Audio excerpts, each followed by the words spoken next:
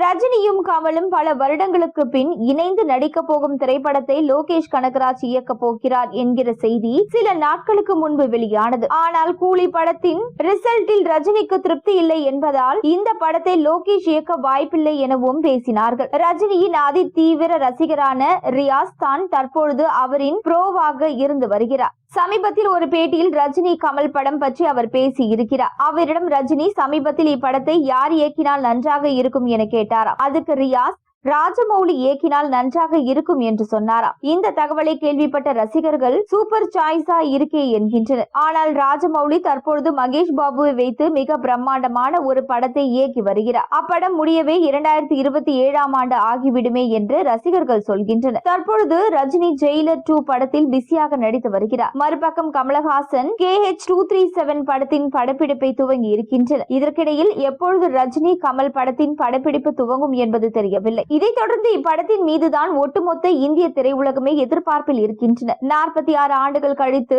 ரஜினியும் கமலும் ஒரு படத்தில் நடிக்கின்றனர். இந்திய திரையுலகமே வியந்து பார்க்கும் ஒரு பெரும் ஜாம்பவான்கள் பல வருடங்கள் கழித்து ஒரே படத்தில் இணைந்து நடிப்பதெல்லாம் மிகப்பெரிய விஷயம். அந்த விஷயம் தற்பொழுது அரங்கேறி இருப்பது ரசிகர்களுக்கு பெரும் மகிழ்ச்சியை கொடுத்திருக்கின்றது. விரைவில் இப்படத்தின் படப்பிடிப்பு துவங்கினால் திரையில் வெளியாக வேண்டும் என்பதுதான் ரசிகர்களின் விருப்பமாக உள்ளது. அதோடு இப்படத்தின் ஷூட்டிங் 2026 மே மாதம் தொடங்கி படத்தை 2027 பொங்கலுக்கு வெளியிட திட்டமிட்டிருப்பதாகவும் தற்பொழுது செய்திகள் வெளியே கசிந்து இருக்கிறது.